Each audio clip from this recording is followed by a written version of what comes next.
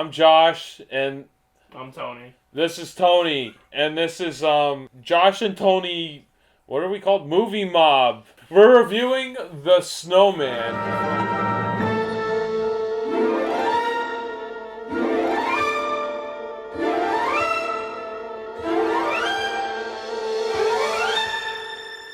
David Bowie. Almost all with David Bowie, and he thinks that he's the kid from the cartoon animated does short. think He like starts off the animated short like with his. He's like, oh, I remember when I was a little boy, and I was friends with a snowman, and that's how it starts, which is pretty. Yeah. I think this was a book beforehand. I don't know who it was written by, but I'm pretty sure it was, and that's why this animated style is so unique to this animated, segment. The snowman is like if Frosty's snowman had some balls and fucking killed Frosty's snowman at the end of the movie. Yeah. And like if Frosty the snowman melted and he stayed melted. Yeah. This is the real Frosty snowman. Right. So this was your first viewing of the snowman. I've seen this a few times over the years. I've seen it growing up, and then I think I more appreciate it now with the animated style. It looks like it's like basically like sketch art, like like it seems like someone like used like colored pencils. It looks like the movements are lifelike. I would say this was rotoscoped. If you guys don't know what the rotoscope is, it's basically when animators take live action movements and trace over it. They use that for special effects now, but I'm pretty sure this would be rotoscope because it doesn't look like blocky animation where they like move like this. It looks very human and like fluid. Yeah. So I would assume that they're tracing over live action actors while they're doing it.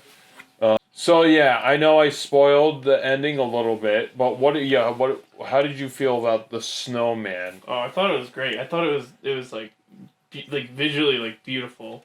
Yes, yeah. It looked great. The animation was very different. The music was in time with the animation, which I loved. Like it felt great to watch. I know Connor hates me right now hearing that. I sing that to my roommate pretty often, and he hates it. But no, if you haven't seen this, I definitely would fully recommend it. It seems like it's a storybook that kind of came to life, and there's a lot of human moments, and there's no dialogue whatsoever besides the intro with David Bowie, which you could basically cut out and you lose nothing besides David Bowie opens up the movie. I thought that was like really funny because he walks into a room and then he says like the word snowman like 8 times and then he's just like it's like how much did they pay David Bowie for this? I remember when I was a boy and I was dancing with the snowman.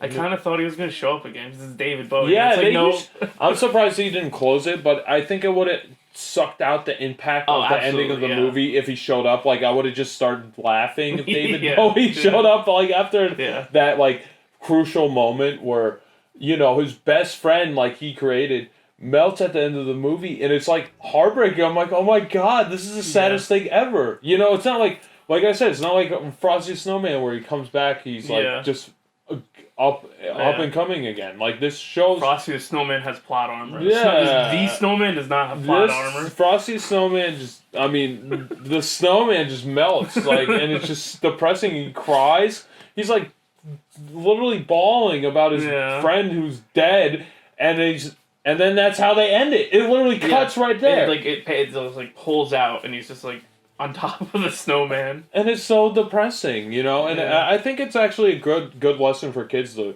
realize things don't last forever, even your friends, so I think if I was going to show a kid Frosty Snowman or this, I would show them both, because they're both good, they're both classics, but if I was going to show something that would teach more of a lesson, I think I would show them this. And there's absolutely no dialogue throughout the whole thing, so it's done, like, their character development is done mostly with visual, actually all with visuals, and the music, And there's one point where they're, like, doing, like, a upbeat, like, rendition of I'm Walking Through the Air when they're like playing together and like they're like running up the stairs, and I thought it was kind of funny. It was like doo doo doo doo doo. I was like, that's great, you know. Yeah.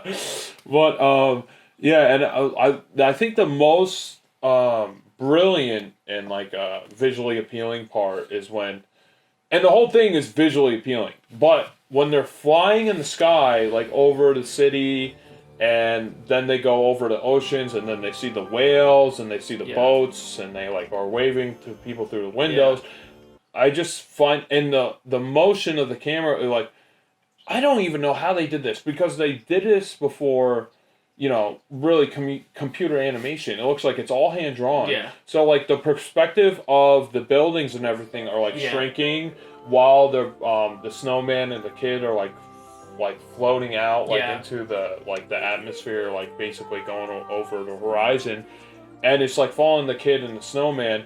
And while the perspective of like the ships and like the buildings are getting smaller and smaller, like I don't know how they did that movement, you know, and it looks so fluid. That's what I wonder. That was crazy. And when they were going through the like the valley and the mountains were like moving to the side because they were like weaving through it. It was so really good looking. It's really good. Like exactly like this is like an art piece. I think if you're gonna like if I was gonna say what's more of a piece of art, Frosty Snowman or the Snowman, I would say the Snowman.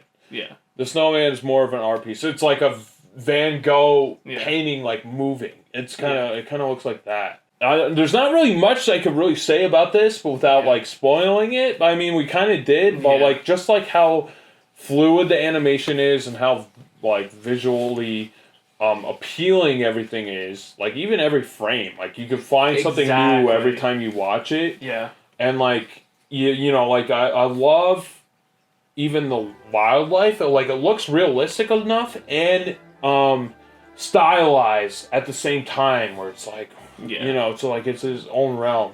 I would 100% recommend watching this to anyone. You know, this is not really necessarily a Christmas film, but like if it's like snowing outside and you're like snowed in, like we just got a bombshell of snow the past couple yesterday.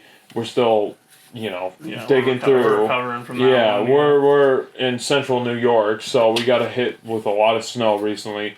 But yeah, this is a good movie if you want like a quiet time, you just want to relax, like it's snowing outside, it's like very peaceful and gentle out, and then you kind of put this on, you just like, you just kind of ride the flow with it, Yeah. I won't go back and like watch Christmas movies from my childhood that much. Like, there's a few I would watch. But this felt different. Like, I liked it a lot. Like, it felt like I could just watch this and not just love it because it was nostalgic. It's like, I love it because it's great. Yeah, yeah. And, like, like I said, I love how everything's told visually and with no dialogue, the character developments, even with the parents, and like how excited the kid is in the morning to build a snowman, it just snowed for the first time, he makes his friend, and his friend comes to life, and they're like hanging out, like they're like bumbling around inside. The snowman's trying on different noses, like he puts on a pineapple for a nose. I think his nose is made of orange. It's like an orange or something. That was also... That snowman was like the best snowman I've ever seen built by a child ever. Yeah! Because he like did all the arms and stuff. His arms aren't sticks. They're literally snow arms and snow legs. It's not like 3 balls. Like he's literally like sculpted like out of like he's chiseled out of marble or something. Yeah. He does like, it's pretty legit. Yeah. It's a good looking snowman. Yeah. When they have the dancing party in the North Pole. That's great, with like, all the other snowmen. Yeah, it's like all the snowmen. The one with the kilt. Yeah. That was great. It is awesome. But the snowman, if I was going to rate this, which is kind of hard to do, I would just give it a 10 out of 10 just because of the visuals and how it even pulls at your heartstrings without saying a word. That's why I give it so much appraisal. Yeah. I don't think you can't give it a 10 out of 10. Like, you have to, because there's nothing wrong with it at all. There's nothing, there's really nothing wrong with it. Yeah. Even the music's great, I would look, like, if I'm walking, like, in the middle of, like it's snowing outside, and I'm like, I wanna put it. I'm just like playing that in my headphones.